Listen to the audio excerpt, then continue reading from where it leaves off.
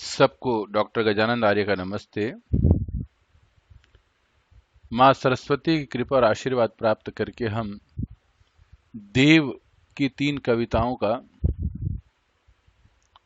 प्रश्नोत्तर पाठ्य पुस्तक के प्रश्नोत्तर पर चिंतन कर रहे हैं।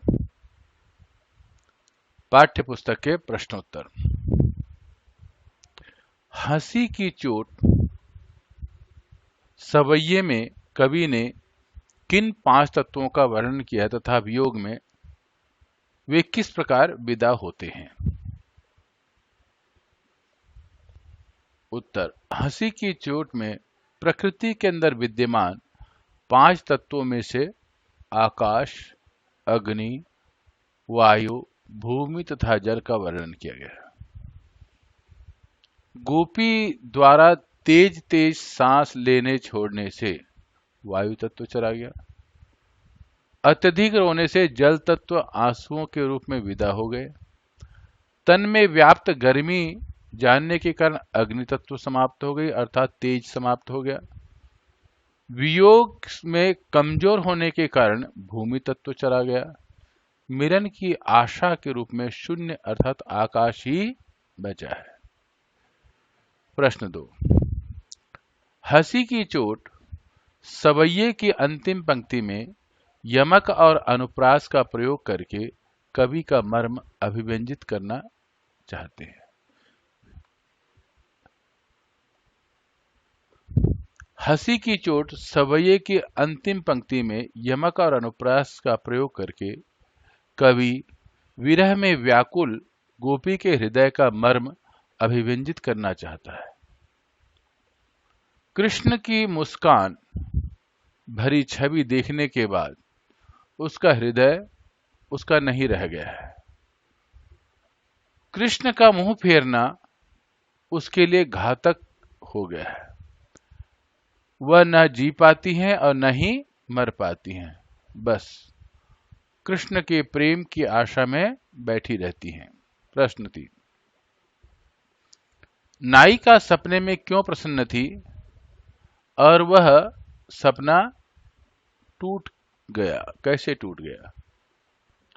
नायिका ने सपने में देखा कि कृष्ण उसके पास आते हैं और उसे झूला झूलाने का निमंत्रण देते हैं।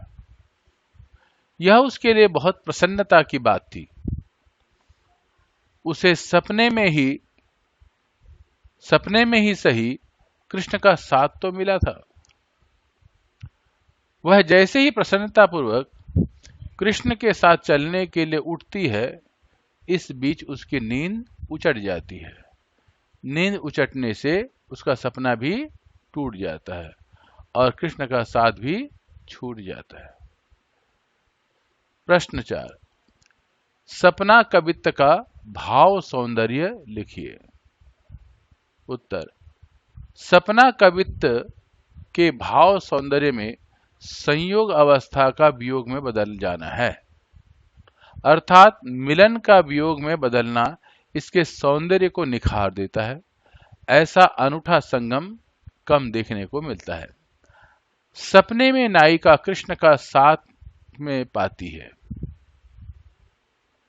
वह जैसे ही इस साथ को और आगे तक ले जाना चाहती है कि नींद खुलने के कारण छूट जाता है। सपना टूटने से कृष्ण का साथ भी छूट जाता है और वह दुखी हो जाती है। अनुप्रास तथा पुनरुक्ति प्रकाश अलंकार के प्रयोग को देखकर सपना कवित्व में कवि के शिल्प सौंदर्य की अद्भुत क्षमता का पता चलता है। उसने कवित्व के भाव सौंदर्य को निखारने में सोने पर सुहागा जैसे काम किया है। प्रश्न 5। दरबार सवैये में किस प्रकार के वातावरण का वर्णन किया गया है? उत्तर। दरबार सवैये को पढ़कर ही पता चलता है कि इसमें राज दरबार के विषय में कहा गया है। उस समय दरबार में कला की कमी थी। भोग तथा विलास दरबार की पहचान बनती जा रही थी। कर्म का अभाव दरबारियों में था। प्रश्न 6। दरबार में गुणग्राहकता और कला की परख को किस प्रकार अनदेखा किया जाता है? उत्तर, दरबार में गुण ग्राहकता और कला की परख को चाटुकारों की बातें सुनकर अनदेखा किया गया है। यही कारण है कि वहां पर कला को अनदेखा किया जाता है। कला की परख करना तो उन्हें आता ही नहीं। चाटुकारों द्वारा की गई चापलूसी से भरी कविता को मान सम्मान मिलता है। राज तथा दरबारी भोग विलास के कारण अंधे बन गए हैं। ऐसे वातावरण में कला का कोई महत्व नहीं होता। प्रश्न 7 आशय स्पष्ट कीजिए। हे रिहियो जू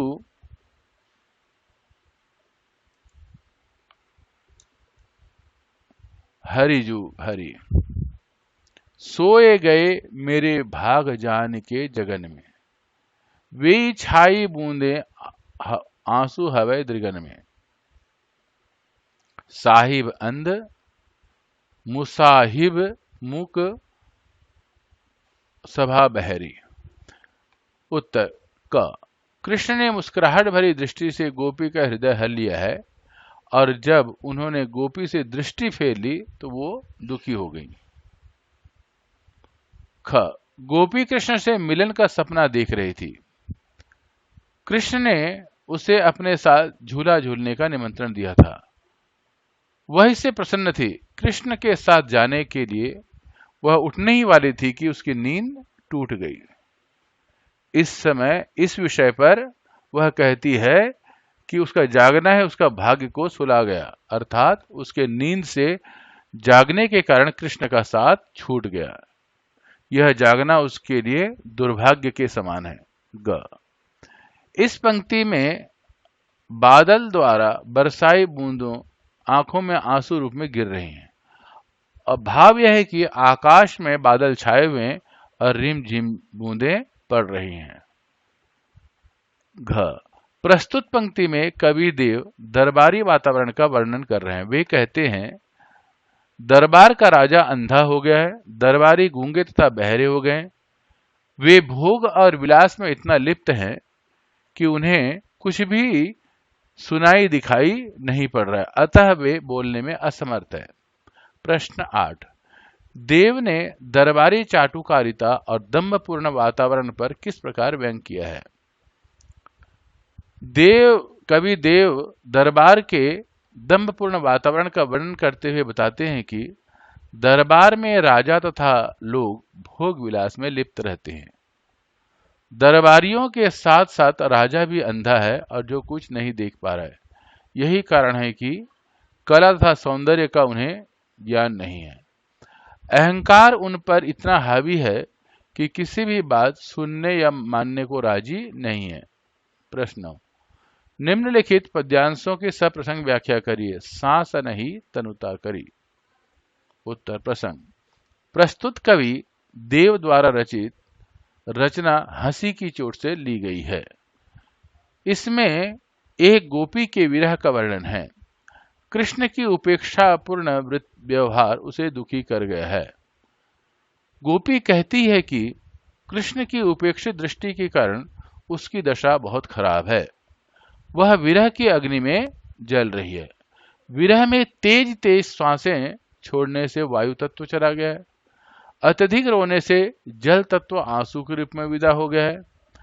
तन में व्याप्त गर्मी तेज जाने के कारण अग्नि तत्व समाप्त हो गया है, और वियोग में कमजोर होने के कारण भूमि तत्व भी चला गया है। आशा शून्य होने से आकाश तत्व भी नहीं रह गया। यह शब्द है होने से।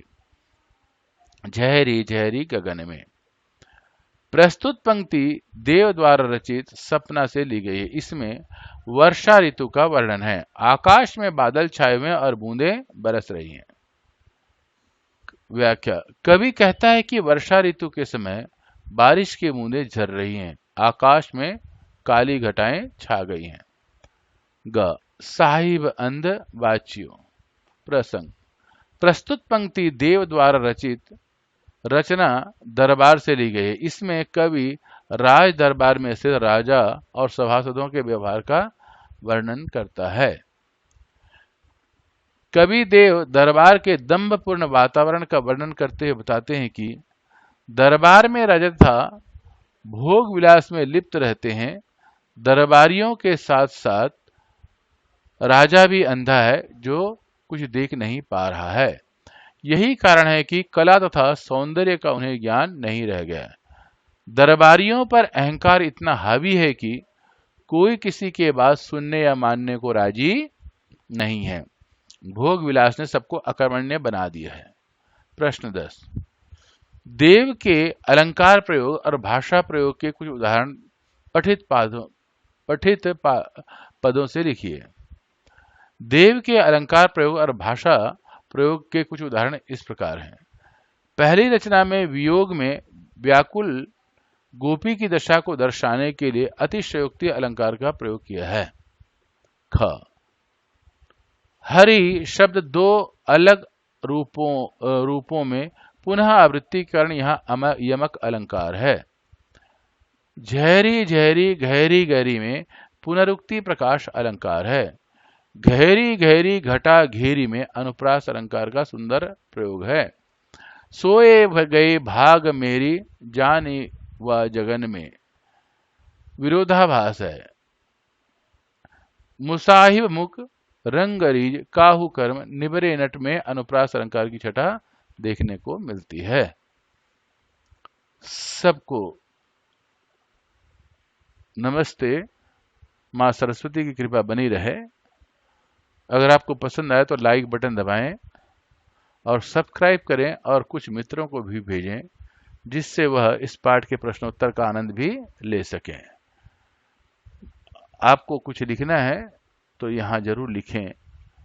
अगर किसी का प्रकार की कमी हो गई तो मुझे ईमेल से सूचना भी दे सकते हैं। सबको नमस्ते।